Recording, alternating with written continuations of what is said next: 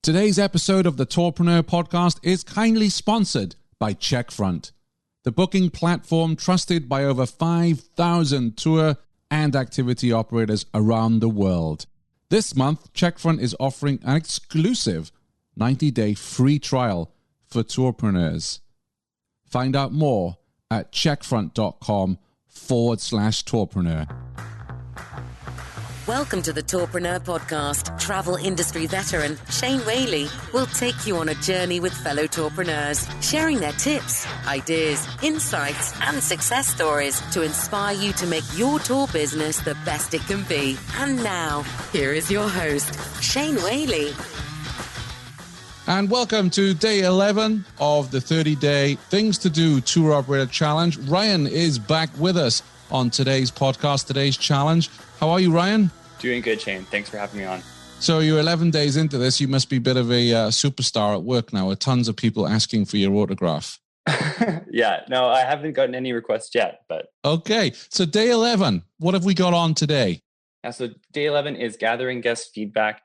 Gathering guest feedback is often something that might be overlooked, but it's an important part because by gathering feedback, you can get little bits of insight about things that maybe you should stop doing, or things that you're doing really well and that customers are loving, so you can do even more of those things.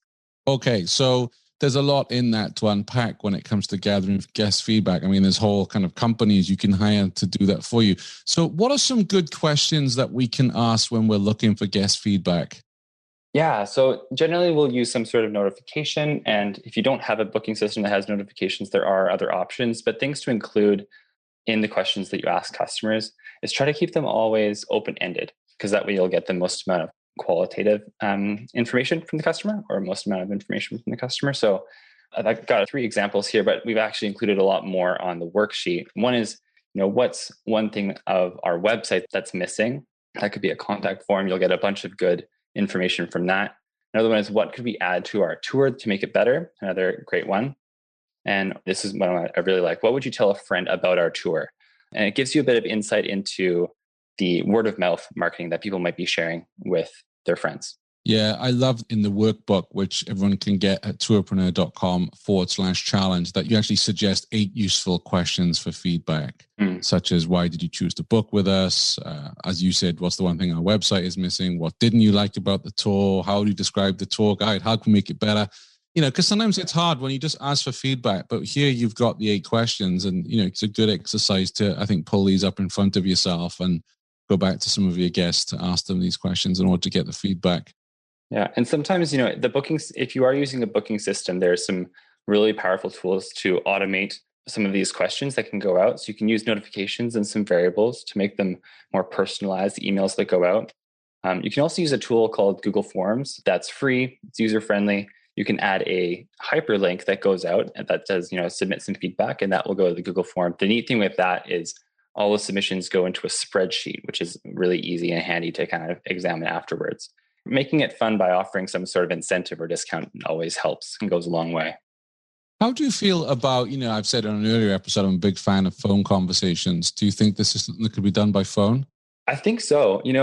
If you are collecting phone numbers, let's say if the customer doesn't have a booking system, doing phones is a great way if you're gathering that information already. But yeah, I think there's a lot of information you can gather. I've heard that, being in person is best. You get the most amount of communication information that way.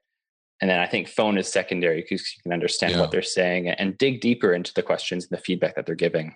Yeah, I just mentioned that because sometimes, I'll get a survey through for a product I've bought or, a service that I've used, and, I'll fill that in on Saturday, and Saturday never comes. Whereas if someone calls me, I mean, if I have that conversation, but then not everybody is open to phone calls either. So it's tricky, but it's something I would say is not to ignore the phone as well, especially if they are fairly local, if we're taking local bookings right now. Absolutely. So that's day 11, gather guest feedback. It's crucial for us. So we will see you on day 13, Ryan. Sounds good. Thanks for listening to the Tourpreneur podcast. Be sure to visit tourpreneur.com to join the conversation and access the show notes, including links to the resources mentioned on today's episode. This is Tourpreneur.